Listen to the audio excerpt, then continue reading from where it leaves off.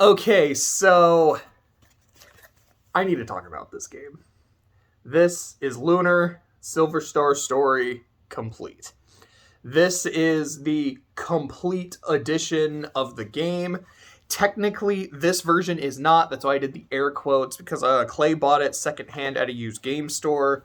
It comes with if you can see it, it has 4 discs. It is game, OST, and then a making of video, as well as a very long and comprehensive manual talking about like the story, the characters, the world, like the actual controls, how gameplay works, all that kind of shit, which I'm pretty sure, I don't remember, I think it was earlier that day when Clay got it. He and I were having a conversation about game manuals and how, like, man, I really fucking miss those. Like, I loved getting a new game, especially Pokemon, and flipping through the manual, and I'd be like, this is how you play the game, this is what the world is like, here's some of the characters you're gonna be like, I just love that shit, I really, really do. And then he got that, which Clay is now starting to become a collector of games, especially like old games. He's been working on a CIB Pokemon collection, and I'm so happy because like I love collecting shit. I love having a shelf. So seeing someone else appreciate the value of the shelf, like it warms my heart. It's like when I watched My Dinner with Andre, and Wallace Shawn's character, who's also named Wallace Shawn, talks about how he's like, there's few things more like fulfilling than being able to cross something off my list. I'm like, oh man, after my own heart, someone who understands the power of the list. Yes. But anyways, being able to see a game that like has an old ass manual and it's a really comprehensive, like, this warms my heart. The one thing that this version is missing is it also comes with a map of the world, but unfortunately we don't have that. So I spent 2.5 weeks, something like that, playing through the game. It was about a 21 hour, maybe 22 hour experience. There's not a whole lot of side content, or at least not stuff that's in your face. Like, hey, go do these side quests. You can, like, I know there's hi Bahamut, you're acting a little cuckoo. You good, dude? You good? But the one side quest thing that I know about is you can get bromides, which are like these little towel kind of things that have a girl's face on them, and then if you click on them you just get like a little pinup shot. I guess it's technically a video, but it doesn't really move. It's like, here's the shot, and then it goes up, and then it goes down, and then that's it. And I know that you can go out of your way to collect those, and there's a lot you collect. I got 3 of them. 2 of them the game just gives you for doing the game, and one of them I just ended up going back to a location to talk to some people. It's like, hey, some shit just happened. I wonder what y'all have to say. I was like, oh, I got an item from it. What does this do? Oh, okay. Interesting. I think there's like 10 or like, no, there's more than that. There's like 12, 15. Like, there's actually quite a few throughout the game. I was like, oh, okay, I'm not really going to bother with that. Aside from that, I didn't really find a whole lot of side content. I'm trying to think if there's anything else I want to say. There's a lot I have to say. I've got my notes. But I guess, like, before I really talk about the game itself, like, before going, like, presentation, narrative, gameplay, etc., etc., this game is very old. It is a remake of, I believe, like, a Mega Drive game. I played the PS1 version, which I believe came out in 1998. And when it comes to, like, the character designs and their model, not really the models, it's just, like, the way everyone looks and, like, the voice acting, you can tell when this came out. This very much feels like a late 90s property. And I love that. I grew up in that era. Like, I was born in 1993. I turned 30 in a couple months. Like, holy fucking shit. But, I grew up with that kind of art style and with some of that jank but still endearing English voice acting when you're doing like anime stuff. So while I love that art style, I sincerely, unironically do. When it comes to the voice acting, sometimes it doesn't sound too bad, and other times they're like, man, like, it just sounds off. But it's endearingly so I'm not mad at it. If anything, it just makes this feel more nostalgic and more just comfy. One of the biggest things I can say is, after, I hate to say this, but after the slog that was Final Fantasy IX, playing this game felt like a breath of fresh air. Yes, I don't think it hits the narrative highs that something like Final Fantasy IX does, because I know when I gave my review, I actually was like pretty harsh on the story by the end. But honestly, that's because a lot of the stuff I didn't like in the story was near the end of the game, so my frustrations were a lot more fresh. I'd probably give it like maybe an extra half point if, I had more time to simmer on it. But there's some really, really, really good shit they do with their story and their characters in 9. And then there's some bullshit that I either just did not care about or just straight up did not like. Lunar doesn't have those narrative highs, but it doesn't have those narrative lows either.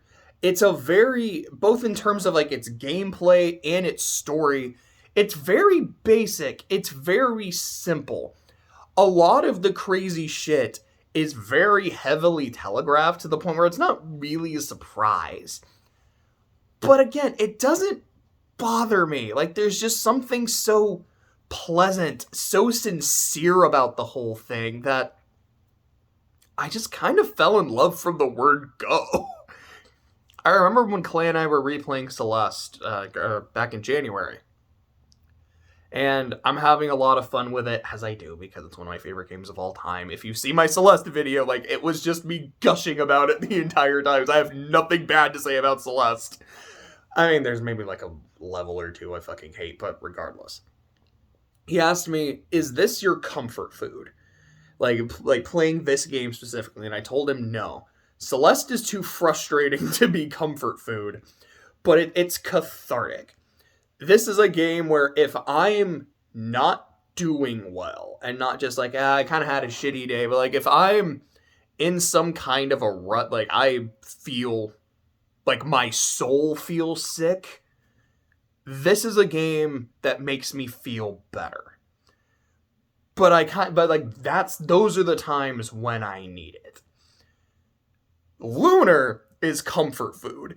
This is just, every time I booted it up, I'm like, I just feel better. And it's not like I was like, man, I'm having a bad day, let me play some Lunar. I'd be having a completely fine day, like even like a really good day, and then my day just gets better because I'm playing Lunar, because everything about it to me was just so endearing. It's going to get a great score. It's probably going to end up getting a perfect score. But again, it's important to remind everyone the way I score a game. I am not someone who awards points for doing things that are really good. I take away points for things I don't like. Because generally speaking, like, I don't go into something and say, you're a 0, prove to me that you're a 10. I go in saying, you're a 10, stay that way. Because I expect things to be good. I want things to be good. I want to have a scoring system that is overall more positive. Yes, points are more affected by the negative, but overall, it's like, well, if something doesn't really annoy me, it's going to get a very high grade. And that's kind of what I try to do. So, while I will admit, this does, like I said earlier, it doesn't hit the narrative highs as something like Final Fantasy IX does, or something like Trails to Azure does. But if you've seen me talk about those games, they also do a lot of things that I did not care for, and their scores suffered for it. Lunar is a game where I very rarely ever thought, man, I really don't like what they're doing here. So, prepare to hear me gush for a while, which I've kind of already been doing. But now let's get into some of the specifics. So let's start with the presentation. Like I said, this is a 90s game. When you just look at look at these fucking characters. Look at these drawings, look at these designs, and tell me this does not look like early 90s, early 2000s. Or not really early 90s, because this was the late 90s game, but even still, like, 90s, early 2000s anime art style. I love it. It just looks so pleasant. Like I was saying, like it's so comforting. It's kind of nostalgic. Like this just seems right. And it's not that I look at modern shit and I'm like, oh no, it looks too clean. I mean, maybe on occasion if I actually think it's kind of weird. But like I watched Witch from Mercury. I was like, it's Gundam something. It's Gundam Soletta something. But like, yeah, I watched Witch from Mercury. I think it looks really good. I like that art style. You can argue that art now in anime maybe looks a bit too monogamous at times. Monogamous? I don't think that was the right word. Homogenous. I think that was actually the right term. Where it all looks really similar, and then every now and then you might be like, oh shit, that looks really different, like Devilman Crybaby or like Mob Psycho 100. But I don't really want to get into that because I think it just looks good, and then if I see something that looks really good, I'll note that, or if I think something actually doesn't look good, I'll note that. But like I just love this art style. It's so classic to me. It just makes me happy to see it. The voice acting, very 90s. Like I don't feel like it's necessarily people are giving bad performances. I think a lot of it is just the audio quality. Like, for example, Jessica, she's one of the healers in your party. Whenever she casts a healing spell, at least some of them, because generally your casters will be like, okay, so for the spells up here, this is the line they'll say every time. And then for the spells down here, this is the line they'll say every time.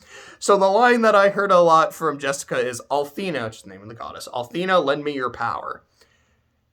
But the line is really loud. It's, Althena, lend me your power! I feel like, I think it's just like an audio thing. And I remember at one point Jose is like, do you know how many times I have just been in my room and I've heard that line? Like, it wouldn't surprise me. Like, I cast healing spells a fucking lot. We'll talk about that when we get to gameplay. But it's something that I can easily see someone going like, man, this is really annoying. Like, they have the exact same voice clip for pretty much everything they do. The inflection doesn't change. It can be too loud. Sometimes maybe the audio quality can be a little too quiet. It's just off. You're not wrong, but it genuinely doesn't bother me. It should, like, and I guess that's, again, when it comes to, like, my scoring system, it's like, well, objectively, yeah, the voice acting's kind of off. You lose points. But subjectively, well, I don't care. I like it. I actually do. It adds to that nostalgic feel. It kind of adds to my comfort value, so I'm not taking away any points for that. It's a work of fiction. It's media. Media is always subjective. I can try and give an objective view on something and say, it's like, well, I feel like most people would see it like this, so blah, blah, blah. It's like, but with all due respect to other people, I kind of don't care. Like, if this is just my personal take on something, my personal enjoyment, I'm going to talk about the things I personally like, personally disliked. I really like just the look and the sound of this game. And I guess speaking of the sound, I like the music. There's some tracks I don't like. There's one dungeon song. I think it's called like Dragon Cave. I just never really liked it. I think it's one of those songs that's supposed to sound like kind of menacing, but it just never sounded quite right to me. But then you get other, like the battle theme. It's nice. It's pretty upbeat. You get the boss theme, which is called Stand and Fight. You're like, oh, that's kind of a hype name. And it's a hype track. I really fucking like it. The final dungeon theme, the final boss theme, they're really good. Mysterious Cave is probably my favorite song in the game. Just do do do do do do do do do do. It's like, oh, like every time that, like I walked into a dungeon and I heard that, I was like, oh yeah, I love this song. This is all bop. Let's fucking go. And just like a lot of the individual town themes I really liked. There's one, I don't remember what the town is called, but it's with the it's the Blue Dragon. It's a town that's all about music. And when you first go in, the music is terrible. And all of the townspeople are saying, yeah, the music's fucking terrible. There's this place where music flows through, because like the wind going through like the reeds or whatever the fuck. but there's monsters who have screwed it up. So now the music is off, and now all of our dancing is off, our singing is off key. Can you fix this? And then you go and fix it. And then the music sounds really nice in the air. I'm like, that's such a clever idea. I fucking love this shit. Let's go. Do I really have anything else to say about the presentation? It's just, yeah, like, it's really old. It feels very classic to me. Look at the box, like, and all the shit it comes with. Like, just, like, the presentation of the complete edition alone makes me want to give it a 5 out of 5. But actually playing the game, like, well, I like the character designs and how everyone looks. Oh, I didn't say anything about the graphics. It's sprites. I love sprites. Sprites are fucking timeless. Good sprites. And I think these are solid. Good sprites just will always look good. Apparently, when the game came out, it was criticized for its graphics. I think because other things are going to more like, it's the PS1. You know, things were trying to look more 3D and look more cool, and this is going more for sprites. And for me, I see that, and I'm like, you made the right decision. Especially, again, after playing Final Fantasy IX, where there were times where I was like, boy, these just don't hold up. Oh no, like, I could see my character's face and he looks fine. And then he turned and now his face is just this missing no mesh of pixels. And it just looks hideous. It didn't age well at all. And then this aged like fine wine. And fucking great. It's a perfect presentation. It's a 5 out of 5. I fucking love it, man. Now let's talk about gameplay. So I really can't not compare it to 9 because I played them almost back to back. If you see my video on that, you know I hated 9 for how slow all of combat felt. The random encounters and the rate was crazy. And not being able to save anywhere or everywhere because I just like being able to do that conveniently. Lunar is not nearly as slow. And like a quick pin, I'll talk about how the combat system works, so that's pretty fucking weird. But there's no random encounters. You see everything in the overworld. Or, not in the overworld, because there's no encounters at all in the overworld. It's just in dungeons. You can see the monsters, so you know when you're about to fight something. Granted, unlike something like Tales, or Trails, or Persona, it's really hard to avoid enemies at times, because when they see you, they make a beeline for you, and in a top-down 2D game, you don't always get a lot of wiggle room. And even almost like that invisible range on an enemy where it's like, all right, you stepped into this spot, now the encounter starts. Sometimes they don't even have to touch you. I remember one time I started combat with an enemy. I was like, okay, I'm going to hide behind this treasure chest. So I'm here, the enemy is here, and the treasure chest is right in the middle. I guess, look at this. This is basically it. I was not touching the enemy, and combat still started. I was like, what the fuck? That's weird. Okay.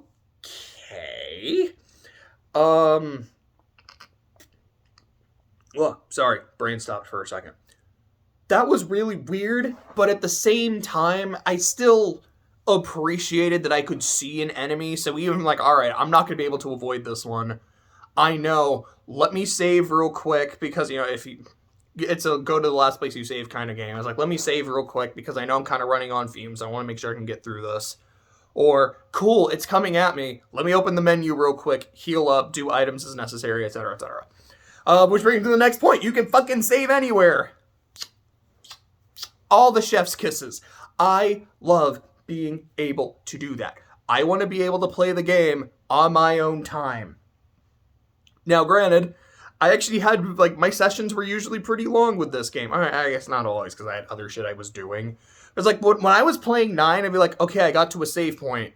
Now let me stop, because I feel really stressed, because I just want to save my fucking progress, and this game frustrates me. I don't like having to play it. I would watch someone play it. I really like its story and shit, but, I hate playing it, so my sessions are kind of short. This was, I love playing this. It's like, I should stop, because I've been playing for a while, and I've kind of got some other shit I need to do, but I kind of just want to keep going. And the fact, I feel like a lot of that is, when you play a game with save points, you get that kind of mental thought of, I need to go until the next save. Cool, now I can take a break. When I can save anywhere, I'm like, no. I can keep going. there's really nothing to stop me from keeping going. Because I can end my session at any time I damn well please. And it's a wonderful feeling. It is a sincerely wonderful feeling. Pin is out. Let's talk about how combat works. So most turn-based JRPGs that I've played are either an active time battle system like 9, where it is you go when it is your character's specific turn to go, and then everyone's just kind of doing shit at once. Atelier was like this too, at least Ryza. I don't know how the other games play. It's the only one I played. It's not a system I super love. Other games, like Persona or Trails, will say, cool, you're like every individual character, both on your party and the opponent's party, has a specific time that they go. And in like Trails, you can actually do shit to influence the turn order. In Persona, it's pretty much set as is. But you know, I am going now, I can do my action, then, you know, the other characters can get time to respond. I've also seen games where it is just your party goes, and after your party goes, the opponent goes. I think like SMT3 was like that.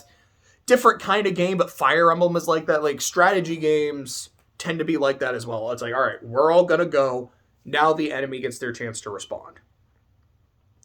What Lunar does is, so at the start of combat, you have your options, which is like, you can have the AI do shit.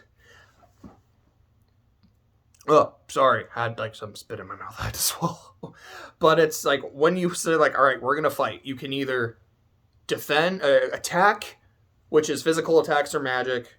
Actually, no, I think those are separate options. I think it's attack, magic, defend, run away, use an item, something else I don't remember, which might just be let the AI do shit, if I'm remembering correctly. Because you don't have an option to just move randomly on the battlefield. Your character will auto-move.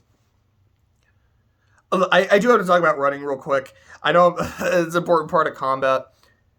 Running is completely fucking random. Sometimes, like, you'll do it and, like, cool, everyone leaves, or your characters just go and, like, spin in place. They're like, well, that was a wasted turn. We're probably all gonna die because you're constantly just kind of made of paper throughout most of the game. It's like, well, fuck. That's ass. I don't really like the way running works.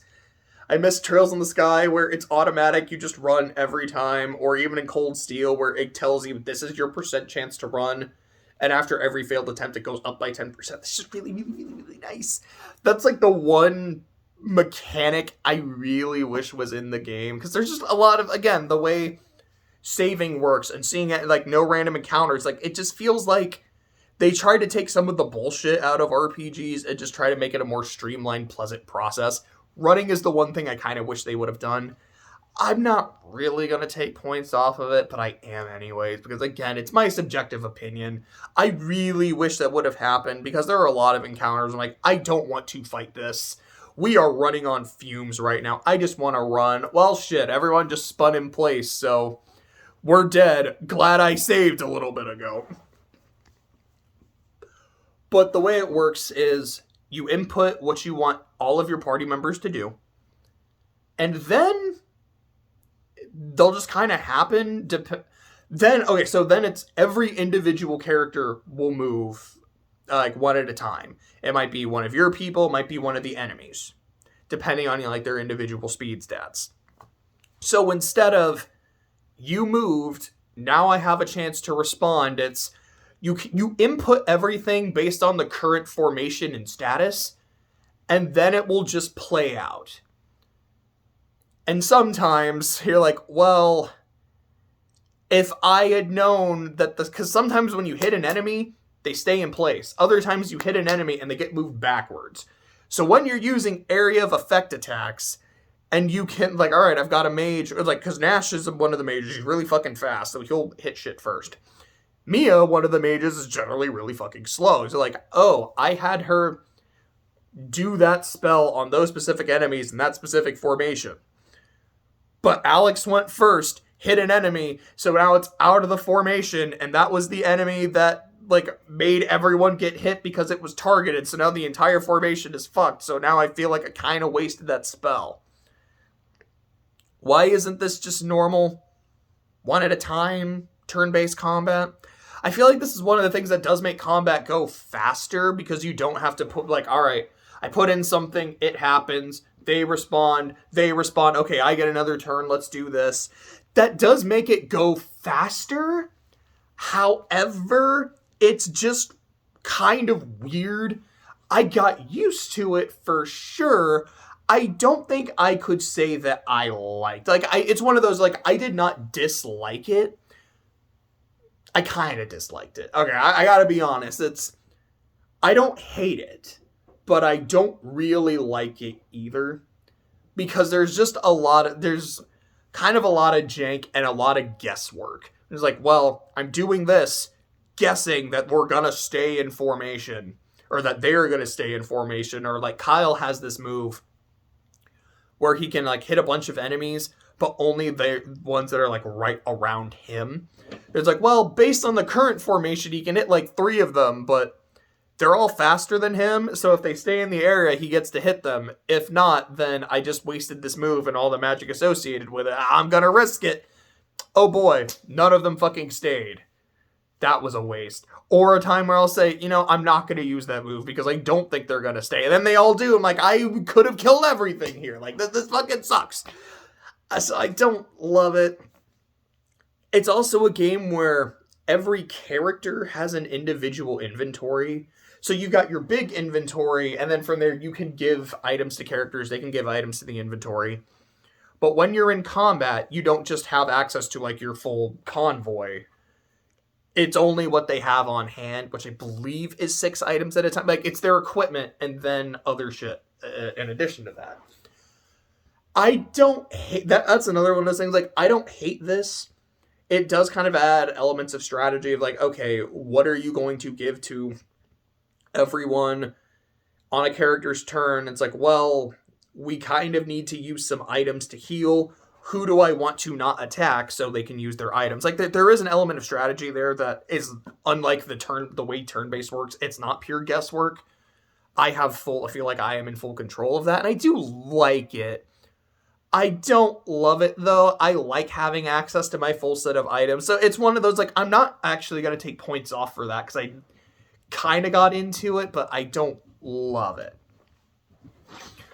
Anything else I really want to say? So, the last couple dungeons, the Grindery, which is a great name, the Grindery and the final dungeon were a lot of fun. Final dungeon was long. I remember starting, I was like, all right, I don't have work tomorrow, so I'm going to finish the game tonight. Like, I've got a cutscene or 2 left, then we're going to do the final dungeon and do the end game. Let's go! And I think I started it at like 11:50. And by the time the credits were rolling, it's like, oh, it's 3:52. This was 4 hours. Holy shit. It was long. It was really fun, though. And in the final dungeon where you're fighting like trying to see the main antagonist of the final boss at once, and it came out kind of sounding weird. But the final boss and his 2 big flunkies were honestly really fun fights.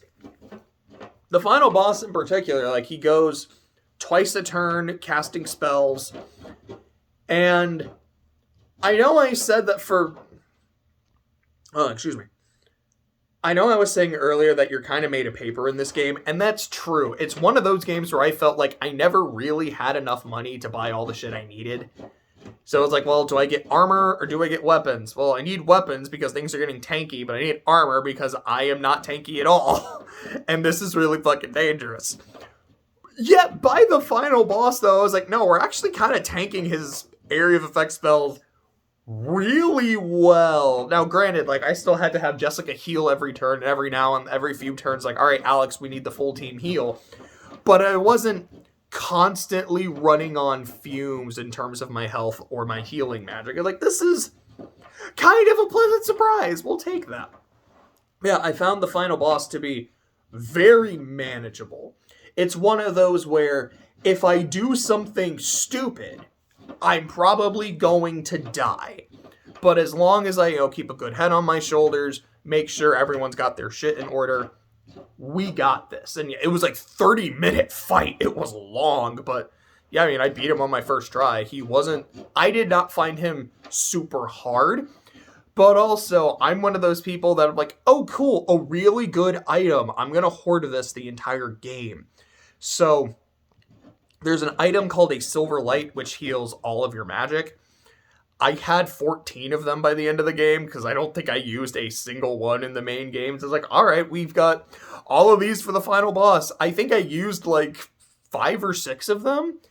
But also, it's like, I've got so many, I can be a little liberal with my usage here. It wasn't like, oh man, Alex has no magic, I gotta use that now. It's more just, he's about to use something really expensive. He'll still have some stuff after, but I can afford to burn one, so let's go ahead and burn one. He's in the same situation, I can burn one again. It was kind of like the ending of Persona 3, where I had so many, the game gives you a fuck ton of somas. I think I used 1, maybe 2 before the final boss. So when I'm actually fighting the final boss, I'm like, yeah, I've got like 10 of these, so I can afford to burn a soma right here. And even when I was fighting the final boss, I was like, do I really want to use it? Because I remember Clay was watching me fight the final boss. He's like, dude, you have like 10 of them. You can use one now. I'm like, yeah, I know. But it's like, what are you saving them for? You save them for the final boss and you're at the final boss. I'm like, yeah, but I mean, what if I burn through them too quickly and then I get to a point where I like really need one, you know what I mean? But, yeah, the end game was really fun. And that's the thing, like, even when I talk about how much I didn't like certain aspects of the gameplay, it's like, yeah, like, I never had enough money. I feel like I'm constantly taking too much damage. The way combat works is just weird. I don't like how running works. I still had fun. And not just like, yeah, I mean, there were points in Final Fantasy IX where I had fun, but for most of it, I was pretty miserable playing the game. This was, no. This was consistently fun. I was having a good time. So I feel like with my subjective experience, I do have to take some points off, but I'm only going to take 1 point off because I just enjoyed a lot of the stuff the game had to offer, and I feel like gameplay-wise, it really did end on a high note. So I would say it's a 4 out of 5 gameplay-wise, for me personally. Then we move on to the story.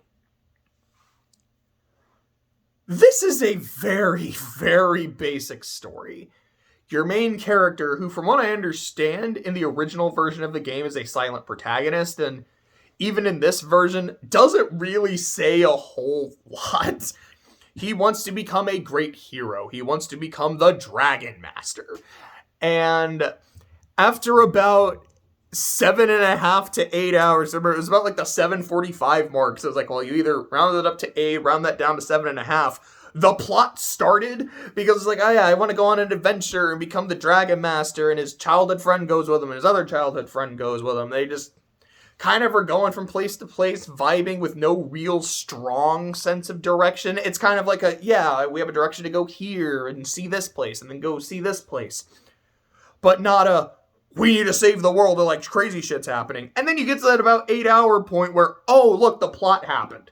Now I have a reason to become the Dragon Master. It's like, okay, like we're about to spoil the game, which a lot of the spoilers are stuff that's very, very heavily telegraphed. It's like when someone betrays you, they're acting like a very sussy baka beforehand. So it's, yeah, but there are technically still things to spoil. So I will give my countdown. 5, 4, 3, 2, 1. Spoiler time. So Luna, your childhood friend, gets kidnapped by some people running the Magic Guild. And then you find out that, oh no, they're actually from the Vile Tribe, which, I remember when I first heard that, I was like, that's what we're going with? Like, those are the names of the antagonists, they're the Vile Tribe. I can't lie, I kind of fucking love that. I love how simple that is. Like, I mean this in the best possible way. The main story feels like it was written by a child. Like, it feels like someone wanted to write something they thought was really cool. So they're like, all right, your main character, he wants to become not just a hero, the Dragon Master. And you got to go through the trials of the 4 dragons, but then the Magic Emperor shows up, and he's a bad guy, and he kidnaps your best friend, and he wants to use her for his evil, doing bad stuff. And the people that work for him, they're bad people. They're the Vile Tribe. And I'm like, I love how sincere this is, and how, a main recurring theme in the game is the power of love, and how, a true love, when 2 people love each other, you can overcome all kinds of shit, and, there's a point where, to open up a shrine, 2 people who love each other have to sing, and then 2 of your party members do it, and it doesn't work, and 2 of your other party members do it, and it doesn't work. You're like, well, shit. Now we have an odd number of people because, my girlfriend's been, my best friend's been kidnapped. And then everyone's like, hey, you know what? Here's what you got to do, Alex. Play your ocarina. Play your instrument. Because it doesn't matter where Luna is in the world. She'll hear it and she'll start singing. And that's what's going to happen. And it's going to work. And it actually works. And this is... I feel like I should look at this and go oh, this is total bullshit. But I'm also this is so... likable. How is this working? And not just in the sentence, logistically, how does this work? No, how is this working for me? What the fuck? It is just, I keep using that word. I guess this might take a shot every time I say it, but it is so sincere that it just works for me. But then you have the script itself, the things that these people say to each other, and it's so mean-spirited, it's so cynical. You talk to an NPC, someone is getting roasted. They're roasting the party is roasting the NPC is roasting someone else. I went out of my way every time I went to a new place to just talk to everyone, because there is some funny shit in this game. You literally walk into a town at one point, and it's one of those...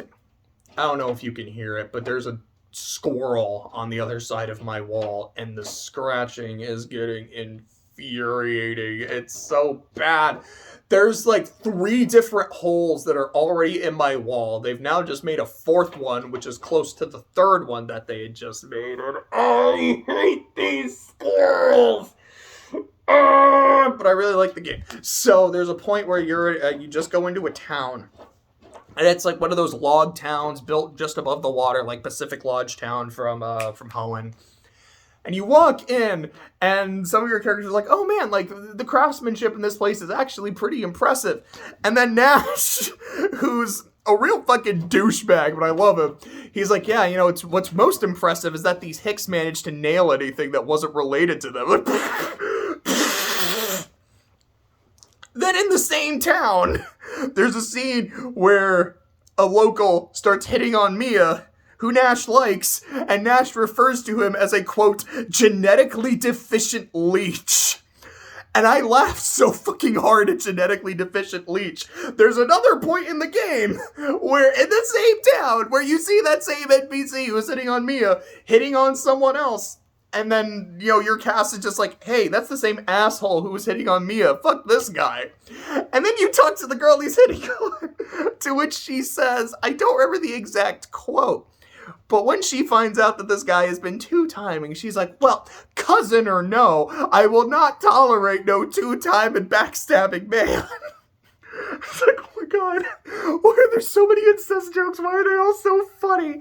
There's this, when you go to Vane, the Magic Village, I remember finding this woman's diary. She's like, dear diary, I still haven't told my husband about my affair with the milkman, and the garbage man, and the man who runs the varsity team at the academy. I just don't have the heart to tell. I was like, this is so fucking savage. What the hell? There's another town where I would have talked to this dude, and he's like, oh yeah, it's my grandma used to live in this other town with my grandpa, but grandpa passed away, and I didn't want grandma to be alone, so I went, I helped her pack up her stuff, Now she lives here with me because I just want to make sure that she's taken care of. I just don't want Grandma to be alone. I'm like, oh, that's really sweet. That's really nice. Like, wow, we actually had a human interaction in this game without someone just roasting another person. That's rare. Slightly disappointing because I love how aggro this script is, but it's actually kind of nice. Then I talked to Grandma and she's like, I fucking hate my stupid grandson. Like, I was happy over there. I had a good life. He packs me up, takes me all the way to this dump. I don't like being here. It's ass. I'm so mad at him. There are so many examples throughout the game of the script being so aggro, so mean-spirited, so funny. And on the one hand, I'm like, I love this game for just its cynical edge, but then I look at the actual plot and it's the most basic, childlike, sincere, inane bullshit. And like, this shouldn't work. And from what I understand, the original the original Japanese script isn't like this. It's more traditional, very sweet and all that. It's just the English translation. Somehow it works. I would really think it wouldn't. Like, these tones are so like diametrically opposed, but I love it. This is why. I mean, I don't know. It's like the gameplay. Like, I was having so much fun playing it. This was a big reason why. Just talking to people and reading all the funny shit. Oh, I had so much fun. And then you get to the ending where it got a little Xenoblade-y. Like, nothing like super crazy. I mean, it turns out that your childhood friend is a reincarnation of God, which I kind of already figured out. But I was like, oh, that's okay. Like, that is some interesting shit that we're doing. But there's a point where you're fighting one of the Vile tribe who is a fortune teller. And, the main character's like, yeah, but, you're saying all this shit, you're predicting our future, but the future is not set in stone. We make the future what it is. And I'm like, okay, this is some Xenoblade shit, this is some fuck you Zanza shit, alright, I appreciate that. And then you get into your main antagonist, you get into his motivations, and it's very much, I believe that human beings, and like the world in general, is not capable without a leader. They need someone in charge overseeing them. And if God isn't gonna do it, I will do it. Because that is what I genuinely believe. Am I going on a bit of a power trip? Absolutely. But I believe in this. And the main cast saying, we don't need a God ruling us. We can do it ourselves. Are we perfect? No, but we can learn. We can get better. Look at us as individuals. We have been able to get better. And I'm like, this is actually kind of Xenoblade 1 and fuck you, Zanza. What the hell? I was really not expecting that. It's like, yeah, when you look at the two main themes of the game, on the one hand, it's true love conquers all and is a beautiful thing, and the other is, we don't need God looking down on us from his ivory tower. I'm like, what? Wow, this was unexpected. Okay. And then there's a part where all the main characters, when you're fighting like the other main member of the Vile tribe, and they're all under this genjutsu where they're seeing themselves, like, talking to them about, like, some of their worst parts. It's like their shadows. So, like, this is very Persona-esque. This is also reminding me of the end of Xenoblade 2. Like, I'm really surprised of the strong Xenoblade vibes I was getting by the end of the game. And again, it does not hit the narrative highs that the ending of Xenoblade 1 or Xenoblade 2 hit, because holy shit, their endgames are phenomenal. This is good. But I was just like, I was not expecting that. And then, yeah, when everyone does confront their shadow and, kind of gets a summation of their character and their development, I was like, you guys are actually a little deeper and more interesting than I thought. No, I've really liked you guys the entire time. You're very entertaining. You're all really fucking funny. I love your interactions. I love this cast. I feel like I liked you guys more than I actually realized I did. Now I just have to see, is there really anything else I have to say about it? I don't, aside from I very clearly loved it. The narrative to me, yeah, it gets a perfect score, partly because there's nothing it really does wrong, partly because even the parts that it maybe does wrong are kind of weak. Again, they're just so sincere and so pleasant that I can't be mad at it. And also, like, its actual script is so consistently funny and entertaining. Like, I don't think I've mentioned Null once, like your little cat dragon companion dude. And he's my favorite character in the game because he's so consistently funny. He roasts everybody. It's incredible. It's impeccable. I don't think I mentioned Kyle. The first time you meet Kyle, he's drunk off his ass because his ex-girlfriend caught him with another woman, and he's not dealing with it very well. The next time you meet Kyle, he's dressed in drag, singing at the top of his lungs because the Vile Tribe are kidnapping female singers, and he's trying to make them think that he's a woman so he can lull them into a false sense of security and kick their asses. I freaking love Kyle. This game is great. Go play it. Now, this complete edition, I think Clay got it for, it was over $100. It was like $120, $150, something like that. I really can't say that, yeah, I recommend you buy a game that's that much, especially if you're only getting like 20 hours of content from it. At the same time, I may have let it slip to Clay that I would be interested in buying this from him because I personally loved it so much and would like to have it as my own collection. To which he said, no. I'm like, that's fair. Like, you know, you wanted to get it for your collection. You own that shit, man. I'm like, I really, really liked this game. I had so much fun with it. It was so consistently entertaining. It gets a 14 out of 15. I adored it. I cannot recommend it enough. Go enjoy it for yourselves. Go explore it for yourselves, and hope you have as good of a time as I did.